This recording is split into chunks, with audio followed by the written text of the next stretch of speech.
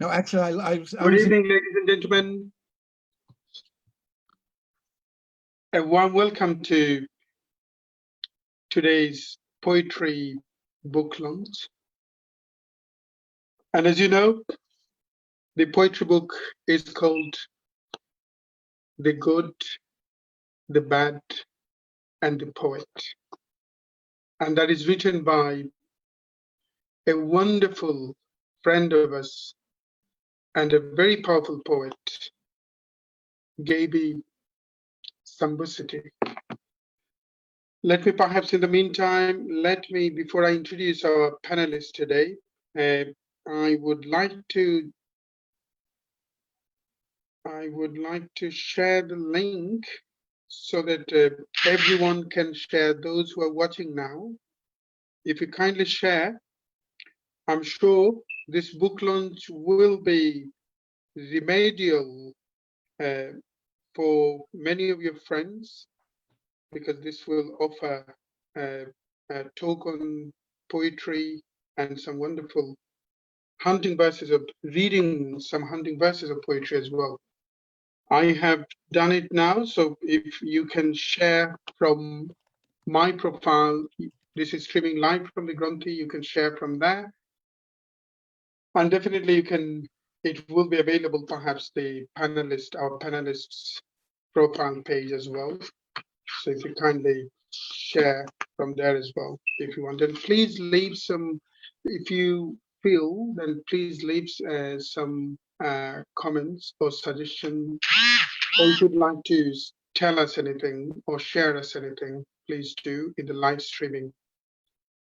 Let me perhaps start with reading a wonderful poem, and that is from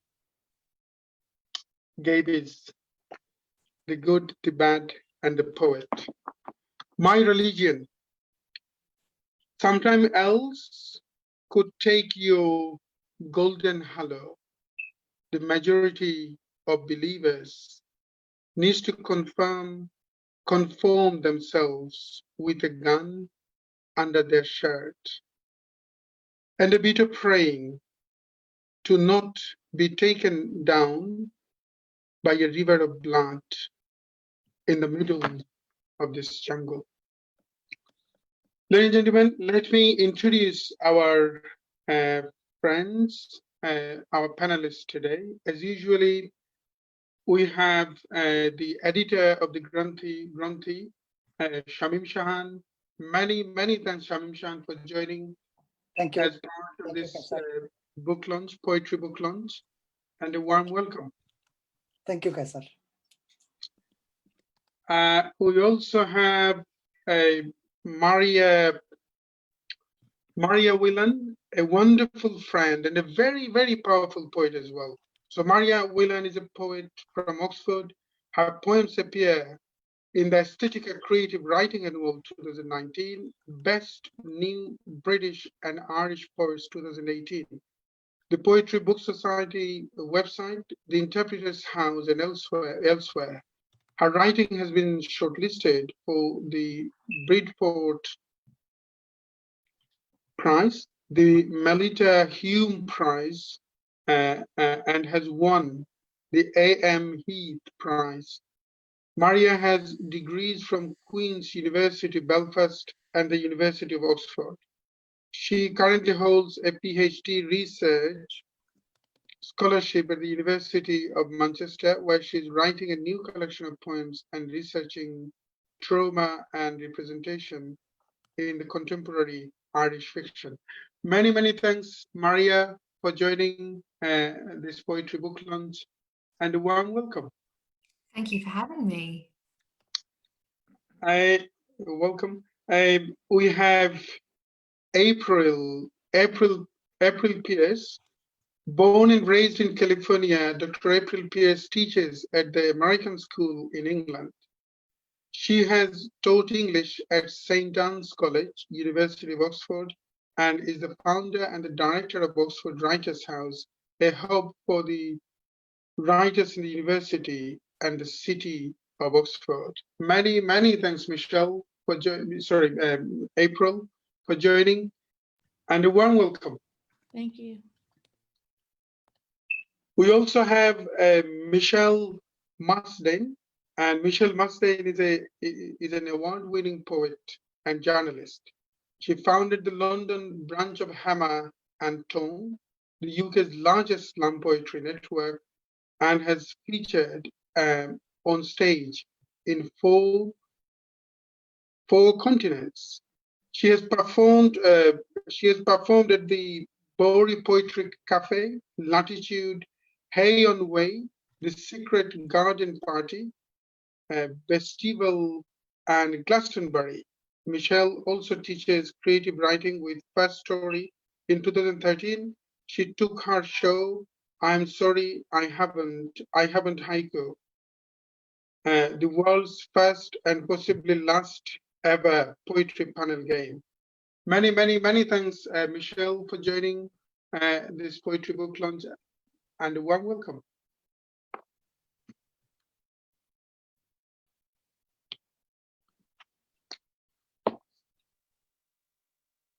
We also have David Lee Morgan. So David is quite familiar to Gronthee's audiences. Born in Berlin, grown in and around Seattle for the last 30 years, David Lee Morgan has been based in London, traveling the Northern Hemisphere as a performance poet and street musician. He has written novels, plays, and musical theatre. He has won a fair few slam poetry competitions, including the London, the UK, and the BBC Slam Championship. He holds PhD, creative writing and philosophy at Newcastle University. He is a long-standing member of the Writers' Guilds of Great Britain. Many thanks again, David, for joining this poetry book club. And we also have the poet herself, Gaby Sambuccetti. Gaby Sambuccetti is an Argentine poet, literature teacher, and director of events at the Oxford Writers' House. She's the host and founder of Words and the Cellar and See You Later events in Argentina.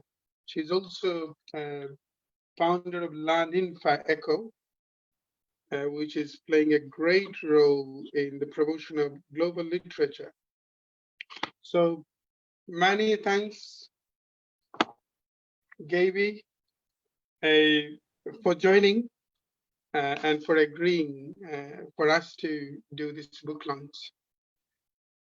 So, ladies and gentlemen, this is streaming live from the Gronthee page, as I mentioned, and this is also streaming live from our profile pages.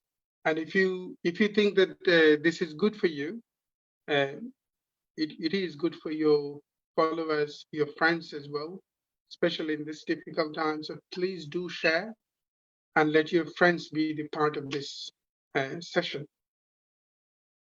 Let us start from David, perhaps. So David, if you kindly, I'm sure you read this wonderful book of poetry. If you kindly tell us briefly about your reading experience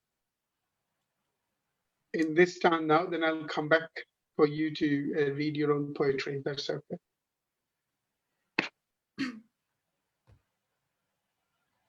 You are muted at this moment, David, so you kindly unmute yourself. Hello, you can hear me now? Yeah, sure. Yeah, great to be here. A real honor to be asked to be part of this launch. And actually, before I get to the book, I have to say I'm just amazed at the international reach of Gaby and uniting poets from across different continents over several days. And I'm thrilled to be a part of it and to meet all these other poets, along with Gaby, who has become a good friend and an inspiration in the way she links up with and supports so many poets. I liked the book. It was a very it's a very down to earth book. It's not I guess it's not trying to be poetry. It's just trying to be this person speaking in her everyday voice and trying and taking us on a kind of a journey of who she is and being using plain, simple, clear language kind of introduces to ourselves and to the world as she sees it. And I think it's really an enjoyable read that kept me turning from page to page. And I think that's probably, in a way, I don't want to say more about it except just read it and get it firsthand. I would love to say some words like now before we start. Sure, Gaby, yeah, please do. Yeah, no, I would like to say that everyone who is here in this like virtual table, I call them virtual tables, and everyone is very important in my life, very important for different reasons. But all of you, in a way, like gave me opportunities since I arrived in the UK. Like Michelle really introduced me to the poetry culture. She was the first one. She was the first person that told me poetry here is like this. We do this. And it was very important for me because she was actually the first, really first poet I met. And then April and Mariah both were part of the Oxford Writers' House, and they opened like the door for me to be part of it. And I learned so much with both of you, and like you really gave me a really big opportunity to be there and be part of the organization. David was very important for me. We did a lot of things together. We translate a lot of poems. We were part of the same events. Like we were invited to, not the same, but very similar events. And Ahmed and Shamim were also very important because they introduced me to the whole world in the East and a lot of poets, and they invited me to so many places. They did my work. They gave me so many opportunities. So I'm just very grateful. And for me, this table could not be like more perfect. Like you are people that I really admire. And I learned a lot from you. I really admire. You're like my role models here in the UK, like my contemporary and close friends and models to follow. And I just wanted to say that I'm very grateful. And the fact that you all are here today is just another, like, it's another, for me, another evidence that you always been there and you always support me. And I want to say thank you before starting. Many thanks, Gaby. Yes, your prologue was important, actually. So many thanks for this preface of this session. Let us come back to Michelle. Michelle, if you kindly share your experience of reading this beautiful book.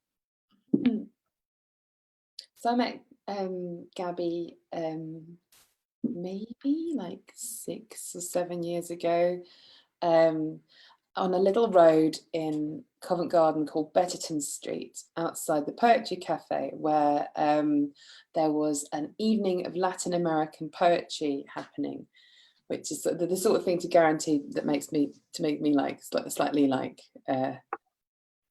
rowdy and possibly slightly angry, because I'm always like, I'm half Argentinian, so my Latina side is really like enthusiastic.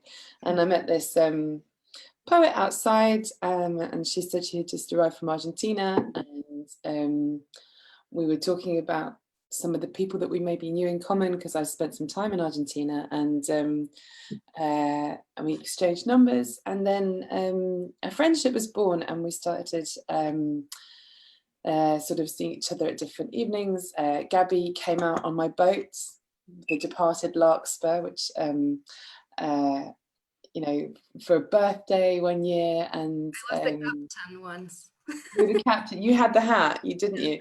And I had the pleasure of kind of like working alongside her when she started going to study creative writing. And obviously Gaby had a long history of poetry and writing before she came to the UK, but it was really amazing. It was amazingly humbling, actually, just to see you sort of go through the education system in the UK again, Gaby, and then sort of learn how to become a poet again in a different language, which I think is an incredible thing to do, because poetry isn't easy in the language that you were born speaking, let alone in another one that you adopt. So I have a huge amount of respect for the way that you bring different cultures and languages and nationalities and people and walks of life all together, and I'm really grateful for all the support you've given me over the years. The weirder my projects get, the less Gaby seems to be put off coming along to them, so I appreciate that enormously, and I'm very happy to be here, so thank you. Many thanks, Michelle. Let me come back to Mariah now. Mariah Whelan. Mariah actually invited us to perform in Oxford Festival. It was a beautiful festival, a beautiful session of poetry. I can still ruminate that memory. Perhaps this year, did it happen this year? No, I don't think. No. It was totally cancelled. There was no way they could do it. Yeah. Perhaps next year. Look forward for next year. Hopefully. Yeah. So Mariah, if you kindly share your experience, perhaps about the book, reading experience about the book, or if you'd like to say anything, say something on Gaby, how you met, where you met. Yeah. Well, I have had the pleasure and the privilege of reading this book a long time before it came out. I mean, it's changed a lot before it came into this final form. But Gaby and I, for the past year and a half, have been working quite closely, sharing poetry. Gaby has helped me enormously with mine, and I've tried to read hers and give my opinions and feedback too. It's quite rare that you find another artist who understands what you're trying to do and also has the technical acumen to give you feedback, and who always knows how to package that feedback in a way that you respond positively to. And Gaby is definitely a person who I've been able to find that with. And that relationship grew out of a much longer relationship through Oxford Writers' House. So we were looking for people to help out with our events, and I posted a message on a Facebook community called Oxford Community, and straight away Gaby was like, yes, me, I'm interested. I love putting on events. I love literature. And I met with her, and from that moment on, we did an interview. We did. Did we do an interview? Yes, we did an interview. Yeah. But from that moment on, like, Gaby was such an important part of what we were trying to do with Oxford Writers' House in terms of bring the whole city community together. And I think that's a really important frame for our relationship. Long before we started working on the actual poems together, we were trying to establish a poetry community together and a writing community together, which was really important. Wow. so over the years, I've seen these poems change. I've seen them performed. I've seen them edited and tweaked, and now they're in this perfect little book. And I also get to see them in the dual language format, which is fantastic, and something that's really interesting and I haven't really seen done before. But aside from that, the real achievement of this book is an incredible experiment with the power of character and voice. It's very contemporary, very cool toned, very everyday diction and register, but it uses that simplicity of language to explore what writing is in terms of the relationship between poet, page, and reader, but also writing as an industry, which is really, really interesting and you don't see too much of. And there's certainly a lot of the encounters and relationships and attitudes in the book are ones that I've encountered in the publishing industry, but nobody really puts them in poems. They're the stuff you have to put up with to publish your poems. So it's good to see that content becoming the material for a book. I think it's a very important book in that sense. Oh, thank you. Hmm. It was hard anyway. But there was another version that was like more, like it was heavier in like the critical side, but then I made it softer. Like I removed some poems. But yeah, Mariah was very important in the process of editing this book. Wow. Yeah, and David as well at the beginning. But then Mariah, like she's been, yeah, she really, I don't know, she advised me a lot, and regarding publishing houses, and yeah, Mm-hmm. it was very important. Thank you, Maria, for this support, and many thanks for your input. Let us have the reading experience, or if you'd like to say anything on Gaby as well, from April PS. April. Hi, yeah.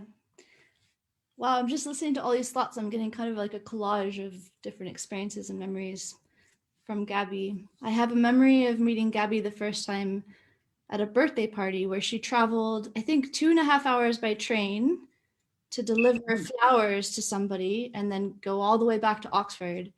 And I was so impressed by that, like the heart of that gesture. And then, you know, we don't know each other very well, but she invited me to the House of Lords for some reason and we had to speak there, and that was interesting. And she had a little bell, and like, you know, sometimes you meet people and you just feel like an affinity of spirit. And I would say that I was reading some of her poetry back tonight, and I think that I encountered that again, that feeling of like, this is a beautiful soul speaking directly. And I think that's something that's really magical.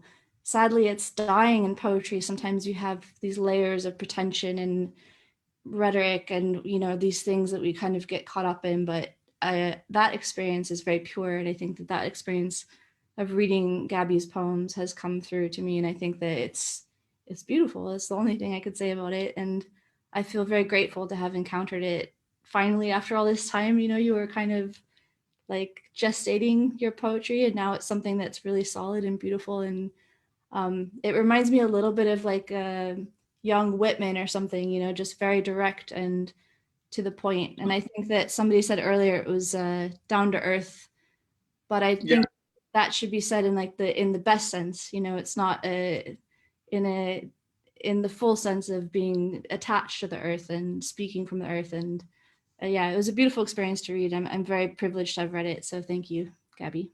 Oh, thank you, April. April, like, because April was the founder of the Oxford Writers' House, we used to work like more time with Mariah, but April was always like, I mean, we didn't, it's true that we don't share like so many experiences, but it's also true that we know each other for a long time.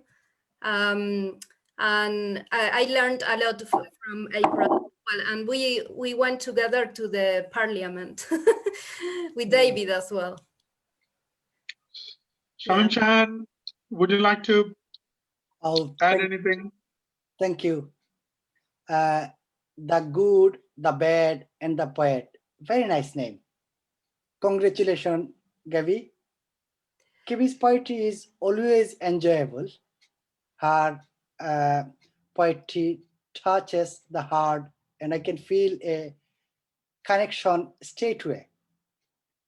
I met Gaby for the first time at Gronthee's Poetry Festival in 2018 and 19, just end of 18 and early 19.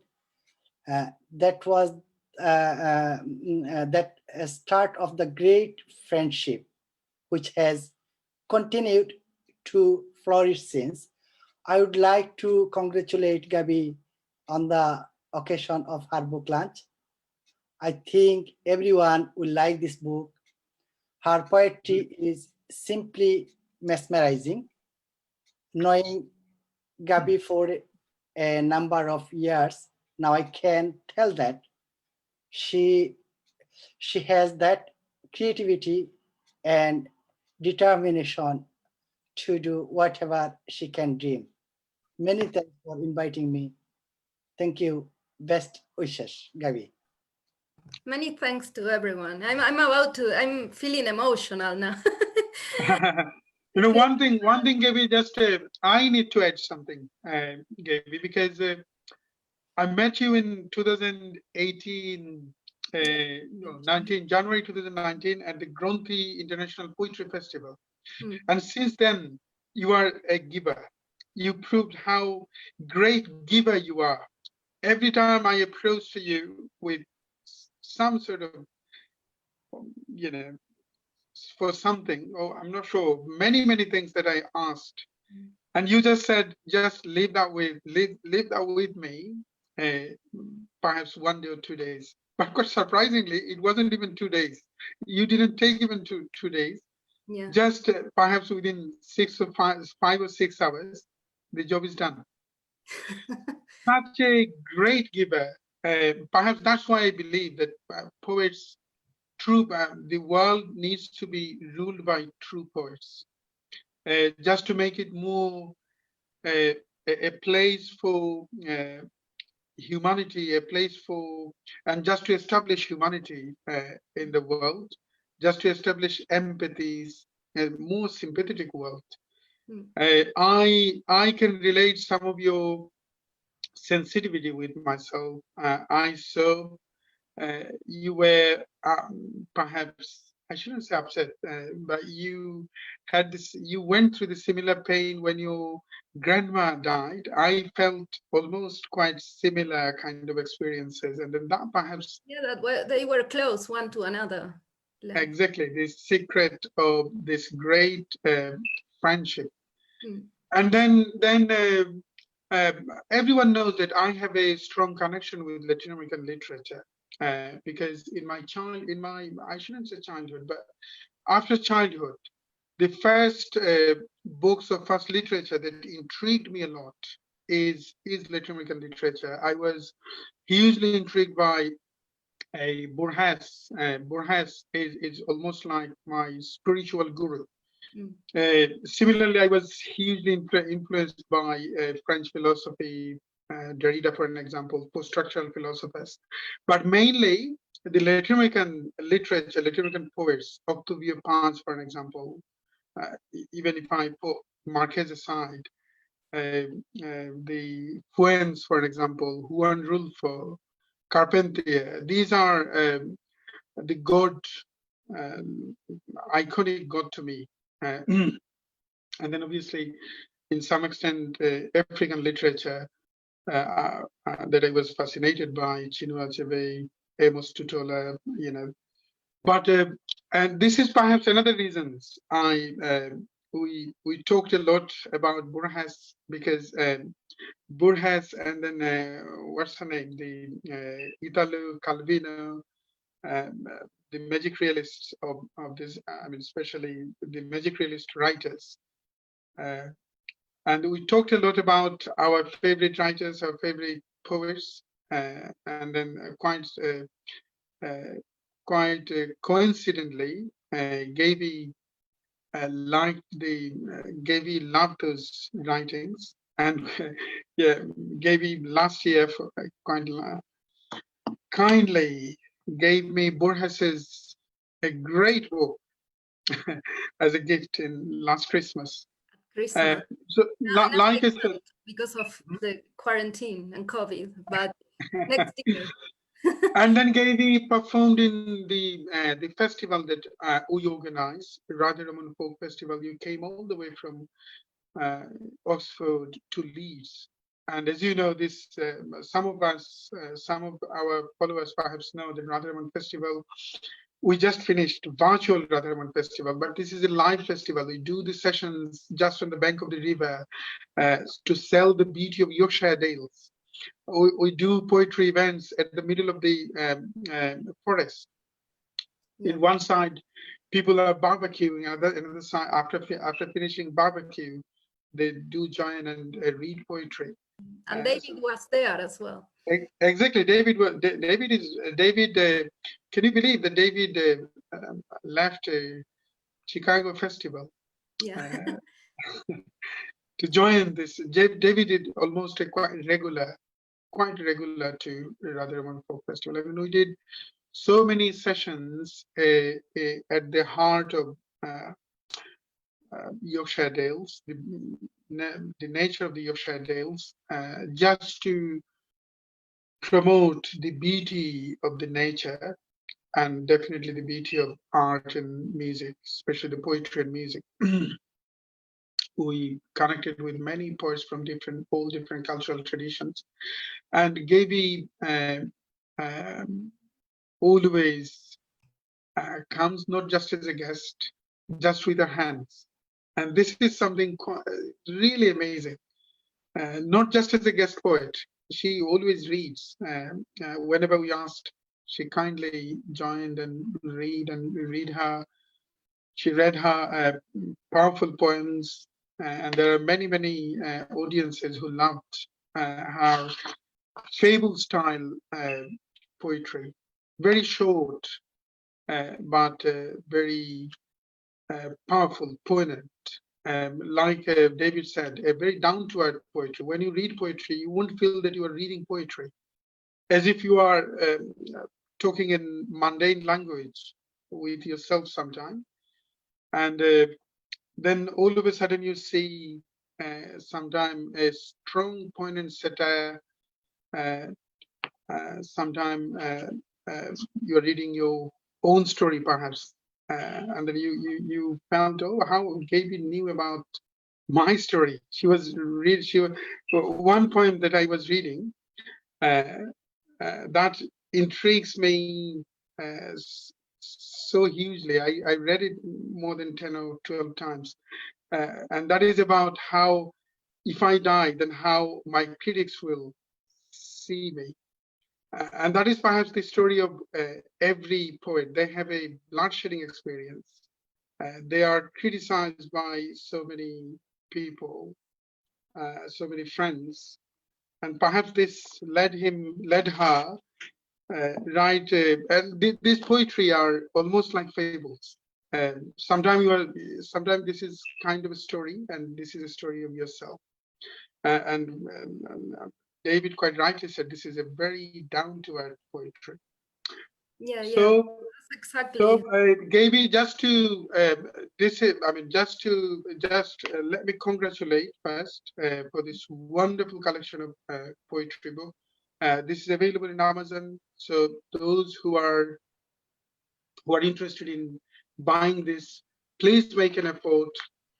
This will be a very riveting read for any of poetry lovers. So please do buy and collect one for yourself, and please let us know whether you feel almost like I did. And many thanks, Gaby, for being a true giver. Nowadays, in this capitalist narcissistic world, you are one of those rare human beings who always offer how best you can help and support. So from the Gronthee, from myself, a huge thanks and immense gratitude for your great contribution to the Gronthee and to the activities, artistic activities that I intend to do. Thank you, Gaby. And let us perhaps let us perhaps go for the second time. Yeah. And this episode will be kind of a poetry reading session. So if all of the participants today are poets, so if you'd like to read your own poetry, that's fine. And if you'd like to read from Gaby's poetry, that's fine as well. So let us start with David Lee Morgan. Oh, there is mute. David, if you kindly unmute yourself, yes. Got it. Yeah, there we go.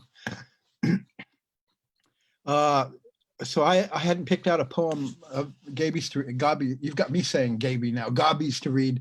Maybe I'll do that on a second round. I think like it's not necessary because I told them to read their own like poems, because I wanted to. The thing is that usually like book launches are more about the book, but because you were such an interesting and fascinating people, I wanted to like take advantage that you are all here, so you can all read your own work, because I think like you are great poets, and yeah, so yeah. Thanks for saying that. I would have loved to read your poetry, but you told me not to, so I didn't prepare. Yeah, no, I just yeah, the plan was to just to so you can read your own poems. That's what I said.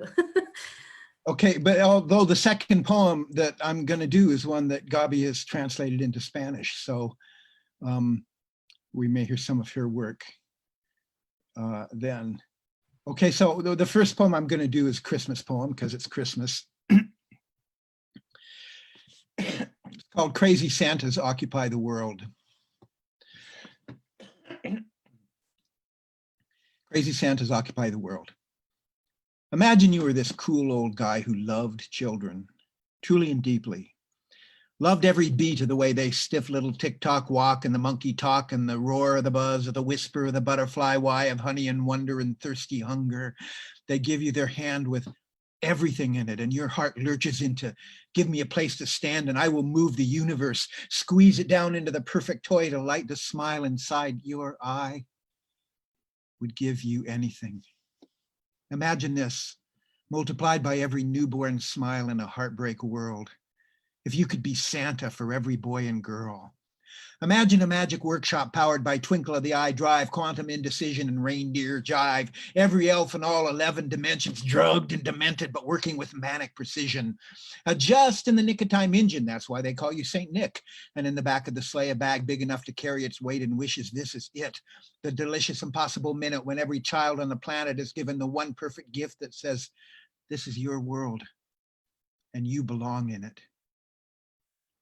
Imagine you could do this one wonderful thing, but for the rest of the year, that was all you could do. And the toys would go out and be used up and worn out and broken. And that was good, the way it should be. That was why you would build them. Toys were made to be broken, not children. But in the war-torn days of the in-between year, the names would change, but it was always King Herod's reign. And his soldiers would go from door to door with bloody swords while you all worked on through tears and horror, knowing you could never make it right, no matter how magical that one perfect night. What would you do? Would you go on working when you could only give the one magic minute? Better than nothing, and who could argue with arithmetic?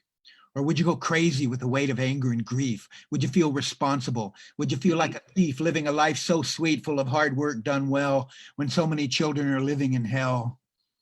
Some people can't ever get enough. Give them a minute and they want eternity. The kind who can never be happy with even a scrap of cruelty. They go crazy at the thought of one child dying a needless death. They can't rest. They've got to be moving, doing, making more than a difference, making everything different. These are the crazy Santas who never give up. Crazy Santas, mad with love. Crazy Santas get up at the crack of dawn, work boots on, march out onto the field, into the street, get beat, fight back, get shot at, don't stop, live life hot-wired. Crazy Santas are dangerous, but it's a dangerous world. Some people can't help fighting back whenever they see the weak attacked. They live like champions in the army that never had a chance. Some of them pick up the gun. Some of them live like saints. All of them are powered by love. All of them make mistakes. Some say we need more magic minutes. That's the best we can do. But I believe we need to reach out for eternity. We need to be crazy Santas who never give up. Crazy Santas, mad with love. Wonderful. Thank you. Many thanks, David. Let me read some comments from audiences. Luciano Manfredi Luciano shared Amazon.co.uk's link where you can buy the book from. So please, those who are interested in, you'll find the link there. So kindly, if you want, then you can go to the link, click on the link, and then buy a book. Nick Pierre, amazing work, Gaby. Hi, Nick. Lizzie Wright, go Gaby. Alessandro Ariel, Bottazini, congratulations, Gaby. Oh. And Nelida Haddad, congratulations. Kutbi Brothers, Kawal from India, great. And then Lucrezia Toval, so proud of you, Gaby. And Gisela Ballaveni, who also shared this live streaming. Many thanks for sharing this live streaming, Gisela. Congratulations, Gaby. You are amazing. Exactly. Gaby is amazing. A wonderful giver. Shaheen Mitul, a friend of us, and also the part and parcel of Gronthee's team. Congratulations, Gaby. Immensely pleased to know about your book launch. So many thanks for this inspiring comments. So let us come back to Maria. Thank you.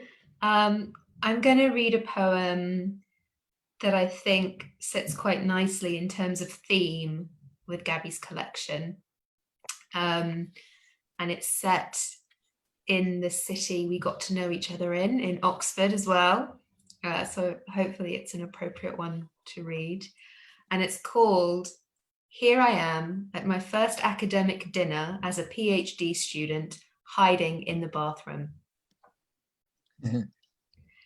Because in my head, I am 24 again, alone on the terrace outside my college. How come young women only ever write about love? I did not notice this man who is speaking come up behind me, but I know his face. I'd seen his famous face on the back page of books I had at home. He lit a cigarette. I suppose it's the only emotion you feel, he said. I was writing a book of love sonnets. He had just watched me read 3 love sonnets. I was the pre-dinner entertainment.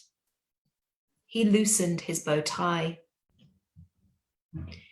It has taken me until now, hiding in this bathroom at my first academic dinner, to come up with an answer to his question.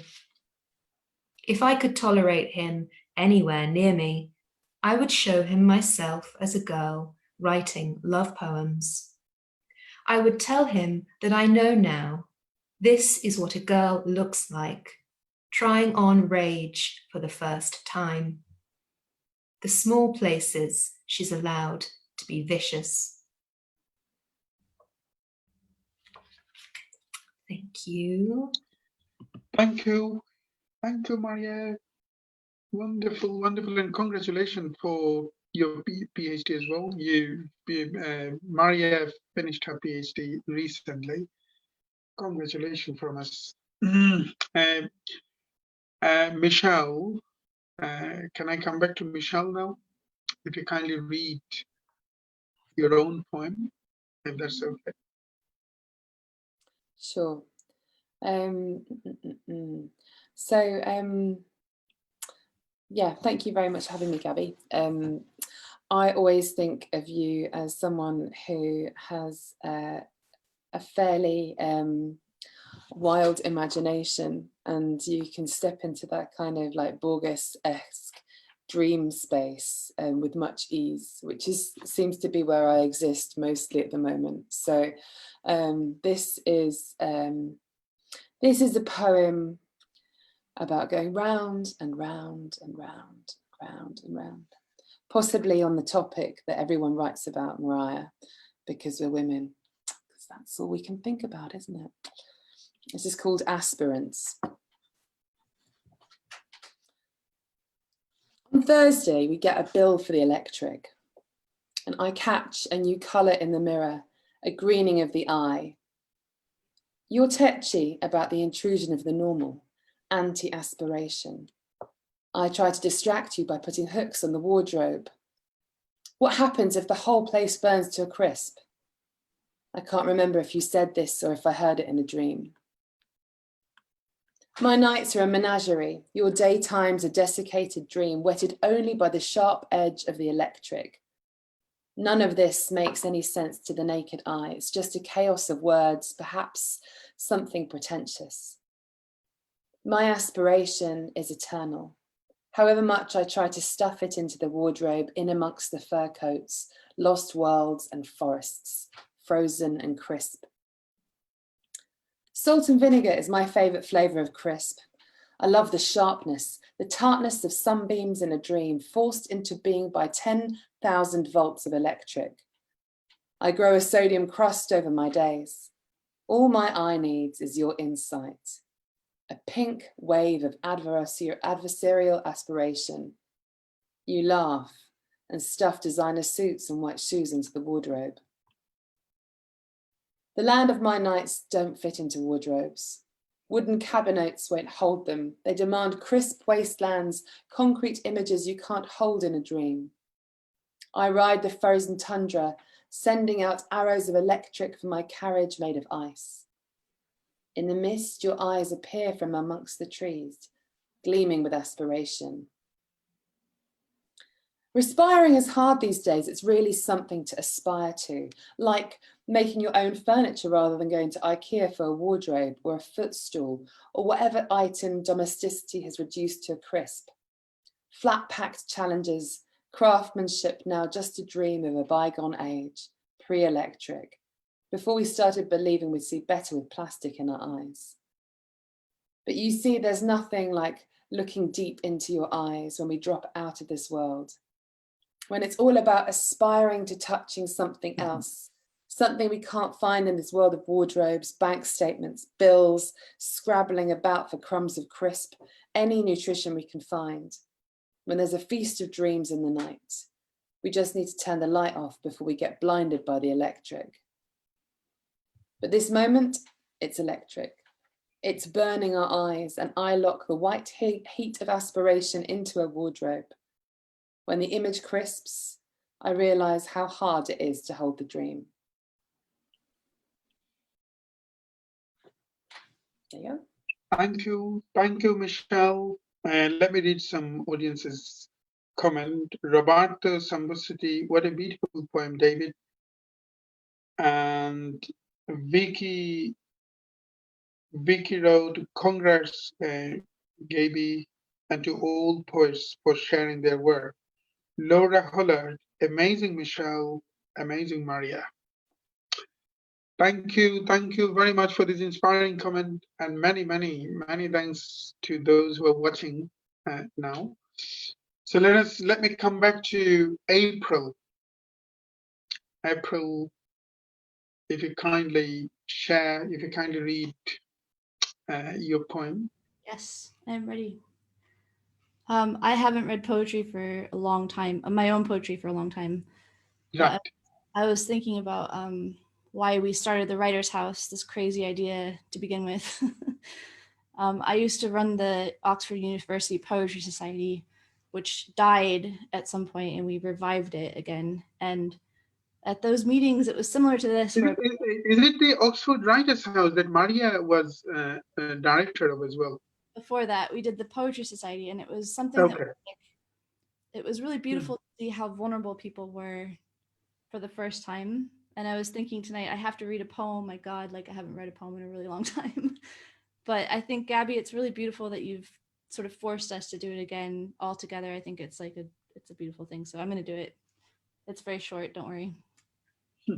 Now we want to hear it.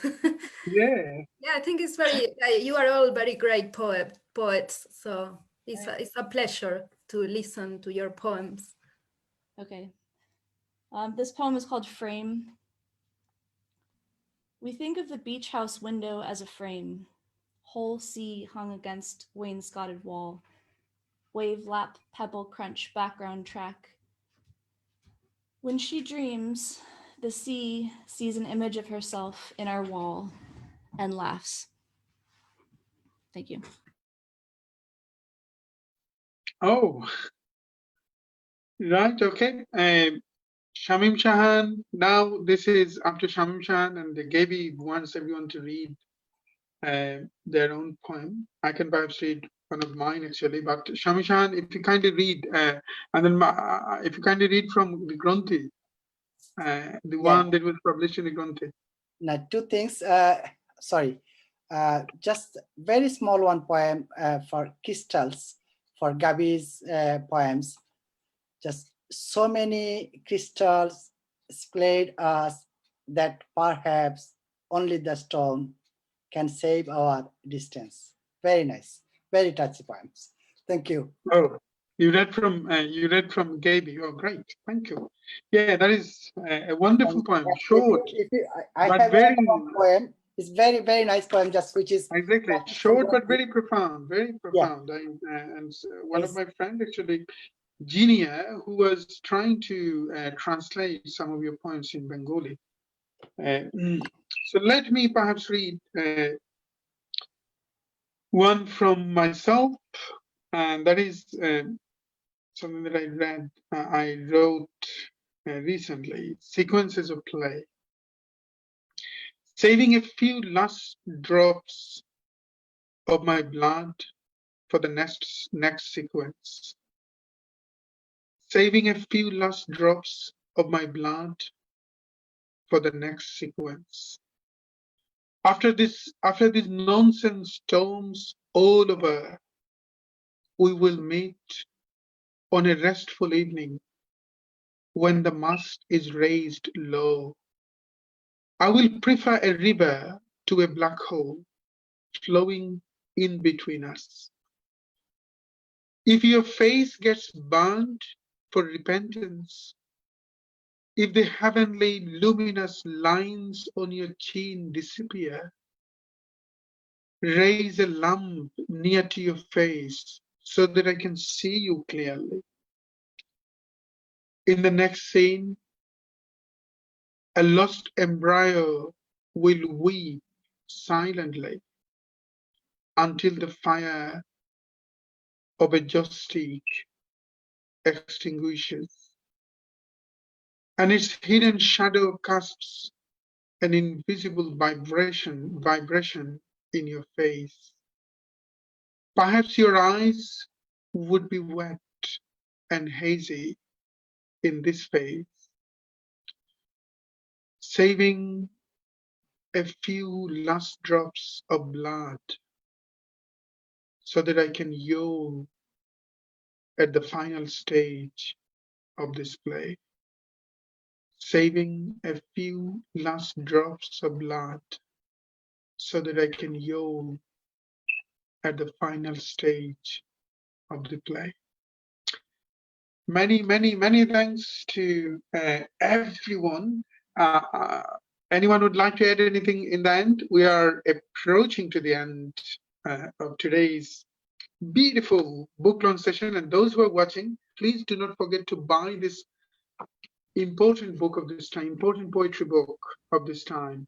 And that is The Good, the Bad, and the Poet by Gaby Sambuccetti. If you go to Amazon, if you type the title, you will definitely find it. And also, the link is available in the live streaming. If you just click on there, that will take you to the Amazon link. Ahmed? Yeah. Can I make a request? I don't know if Yes, this is sure. or not, but Gaby, can you read one of your poems to us to finish this? Exactly. I think that's, Wow, fantastic. that's what needs to happen. That was missing. Yeah. Exactly. That was missing. Thank Thank you. Thank you, April, for I'm sorry because I told you all that we were going to read 3 poems, but apparently we don't have much more time. But I don't know, Ahmed, if maybe they can share one poem more, or maybe it's too much. No, sure. I We don't can know. have another session, another episode of reading one more, but please do not evade this. Please do read one from. Yeah, I will read mine anyway. But I just wanted to request that as well. Yeah. I'm not sure which one to read. I was tempted to read my Maradona because it's a very relevant week, but I'm not sure. So I think I will read another one, but just for the people to know, there is a poem called My Maradona. Okay. Maybe Your prophet. Yeah, and I will read one that is called. I think I will read My Vulnerability, and it says, typing in this office, looking at my boss with confidence, saving all these files, saying once and again, I'm good, thank you. Walking in an aisle with a yellowish, low consumption light bulb over my head, tomorrow I will be fired or bullied or harassed. My inspirational mug says that today was good, but tomorrow will be even better. My boss doesn't want me to be strong like him, but after having to rebuild myself once and again, being so many times in contact with pain, I know that nothing is stronger than vulnerability. Sometimes I just want to kiss my own forehead before falling asleep.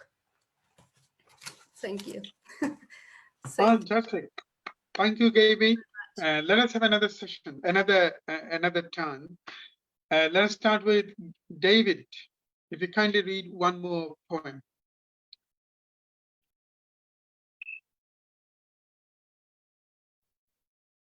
David, you need to unmute yourself, perhaps. Yeah, I keep forgetting that. Sadly, and just the opposite of real life, where I keep forgetting to mute myself. So I thought I'd do a poem that Gaby and I have been working on to translate. I was just, first of all, really grateful that another poet would want to translate one of my poems into her language. And also I was taken away, my breath away at your ambition, because I think it's really a difficult poem to translate, but the one that I would most want translated. So thanks.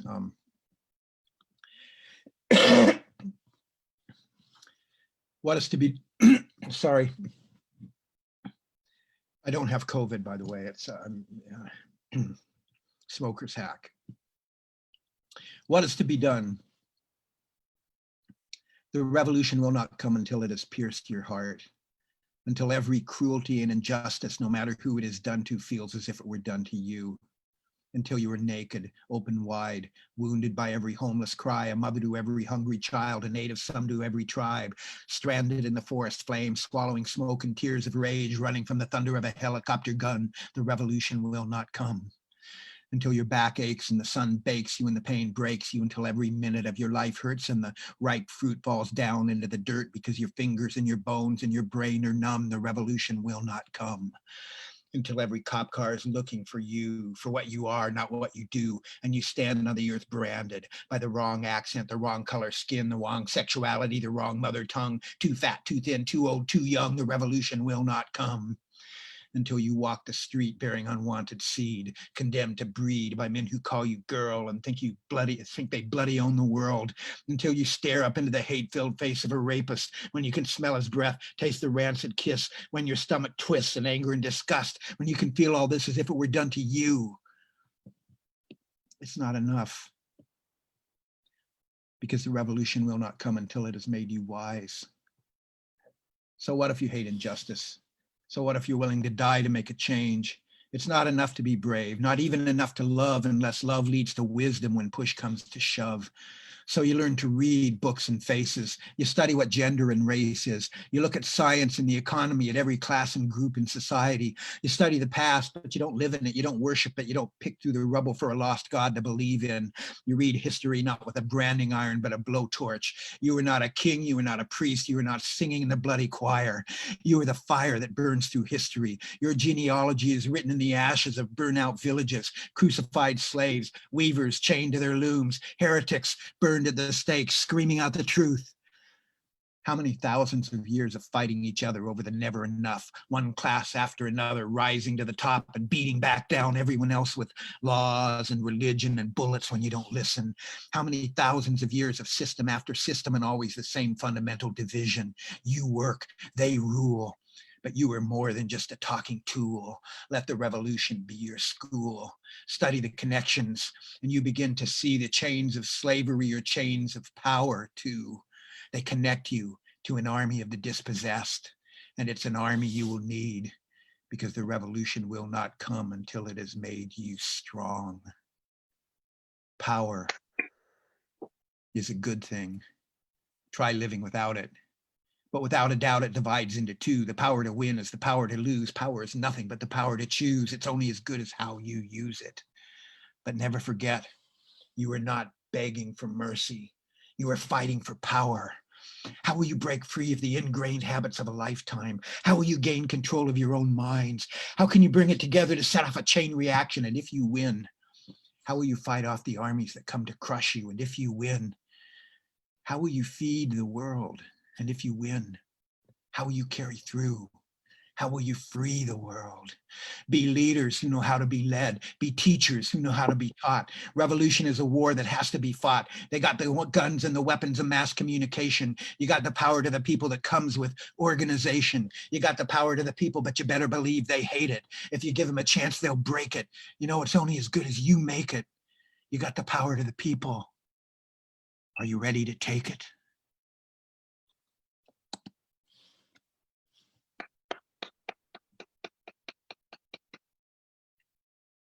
Wonderful. Thank you, thank you, thank you very much, David. Our next poet is Michelle Madsen.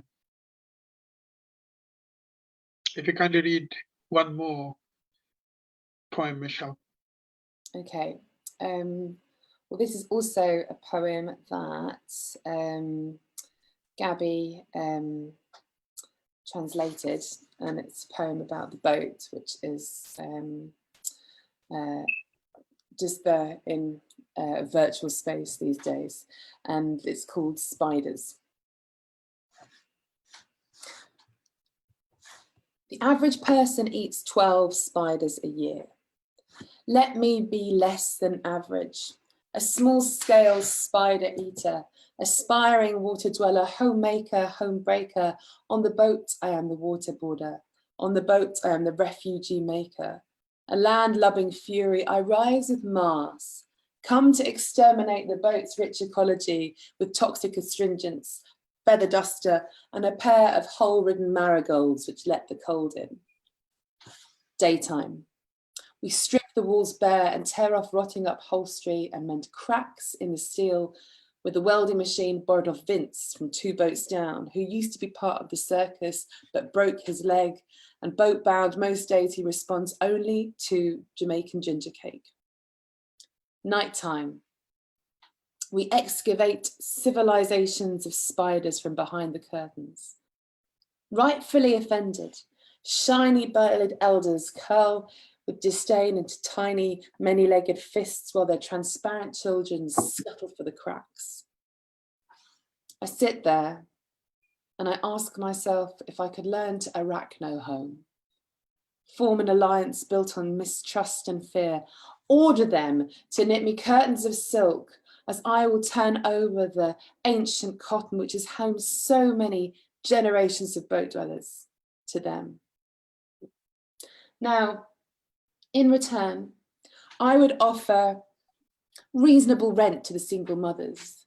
And yes, that's all of them. Why?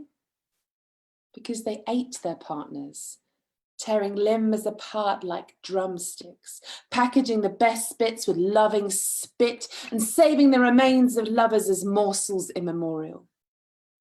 And then I would threaten to turf them out only if they multiply. But you see, spiders only think in multiples of many. And yes, as the spring comes, across the boat they will swarm, a righteous invasion of arachnids, suffocating sleeping enemies with pinprick feet, the dead found with spider-stuffed mouths alone.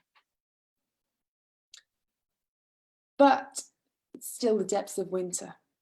And so we lock the hatch and walk down the dark towpath as the wash laps the edge of the boat, slurping and gurgling. And as, extending their exploratory legs, the refugees return and mend every single torn thread.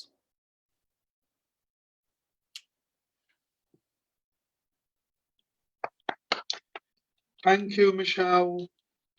Many, many thanks. Let me read some audience's comment. Laura Hollard, April. Florencia, wow. And then Florencia wrote again, beautiful toddlers. Gisela, that energy is amazing. That's perhaps related to David's poem. And let us have Maria, if you kindly read Sure. that one more. Yep, I'm going to read one of the sonnets that I read before the dinner that was featured in the poem, the last poem I read. So I wrote a whole book of sonnets that's actually a novel in sonnets, and this is the first one. The coach station, St. James Boulevard, Newcastle upon Tyne. Bright station and all around soft, dark. Toothpaste and sleep. Coffee and the white crunch of salt on the concourse. The headlamps snorting. Boarding as the first gull calls began to ricochet. That's how it was the morning I left. Too cold for snow, the hills thick with February, sloped black-backed and low to where the Tyne bloomed in the wake of a boat. I was less going somewhere than getting out. Away from the terraces and rain, tower blocks, the yellow metro stops that took me in loops out into the waking up day. But mostly, I was getting away from you. The river below breathing as all rivers do. Thank you. Next poet, April. April, if you kindly read one more again. Okay. I actually just pulled these from a hat at random, so prefacing this reading with that. This is called The Stick of Gum. To help you stay quiet, he said. Gobstopper, gooblobs, split. Our Bitcoin priest in a terry cloth towel encoded bubble mint 16. You are who you are behind the curtain, under the covers, one-eyed blink. The homophobic trash guy refuses a brothel's bin bags. They swelter and stink in a row for weeks. Spirit open, I tell him in the gut. That glob won't decompose. I don't really have a... Thank you, April. Many, many, many thanks. Right, now it's up to Gaby. Gaby, if you kindly read, well, before I come back to Gaby, Shamim Shahan, if you would like to read one of your poems. Yeah, thank you. Thank you. My mistakes from Gaby's poems. I'm far from God and I know I exist oceans away from him. I lead with my teeth and my hair and my boat are my bones. I like the sea, but I try not to swim because we are always full of non-recyclable mistakes and we soon will disappear, but our mistakes will trap and suffocated fish long after we are gone. Thank you. Thank you. Thank you, Gaby. This is... Yeah, thank you, Shamim, for reading my poem. And I will read my beat. And it says, everyone is so focused on making lines in the sand, planning strategies to divide their pieces of land. But when the water comes with the first waves in the morning, each line is undone. Life is too short to draw weak lines that don't have the texture to survive. Thank you. Right, okay, let me have the privilege of reading one more from myself. And I was just trying to choose which one. Let me choose quite randomly, right? Okay, one is called The Kiss. The astrologer says, I will die, not in the hospital. Astrologer says, I will die, not at the hospital in unbearable pain of a deadly disease, but in a deadly intoxication of kisses, in fateful convergence of two thirsty lips. In a pure, tenebrous night, we will meet, I and my death. An entirely silent city will whirl around. I therefore slowly and sincerely assemble myself to die before every kiss I intend to make. Oh Shubal, oh my friend, do you still count this as a kiss if the death is not invisibly playing its game there? Thank you very, very much. Thank you to all who have joined as part of this wonderful book launch session. Again, this is a reminder, the book is available in Amazon, The Good, the Bad, and the Poet. And that is perhaps the Susurian cross, my poems. So ladies and gentlemen, many thanks to those who have watched it. Many thanks to those who shared this. And many thanks to those who left some inspiring comments in the live streaming thread. It's also Thank you, Maria. Thank you, Maria. Thank you, David, my friend. It's been quite a long time that I haven't seen physically David. David, usually we see at least in 2 or 3 months, actually. Whenever I come to London or whenever we organize something, you are almost like the regular face. And can you believe that I don't see David for perhaps more than a year now? And Michelle, wow, Michelle, it's been what, 2 or 3 years since I've seen you. Yeah. Thank you for bringing us all together, Gaby. And and Kaysher as well. Thank you. Thanks for bringing us together, Gaby. And I'm Well, in many Ireland, but I'll be thanks, back. April. Many thanks, April, and many thanks, Michelle. Would like to see you soon again, physically, perhaps as part of some events and some festival. Let us win Something the up. world. When we can come back out into the open, let's have a big poetry party. Yeah. Yeah, let us win the world with this haunting verses of poetry, the powerful verses of poetry that all of our poets read tonight. And thanks again to Gaby for writing, for publishing this wonderful and important book of our time. And see you soon again. Thank you. Have a wonderful rest of the evening. Thank you. Good night. Good night. Thank you.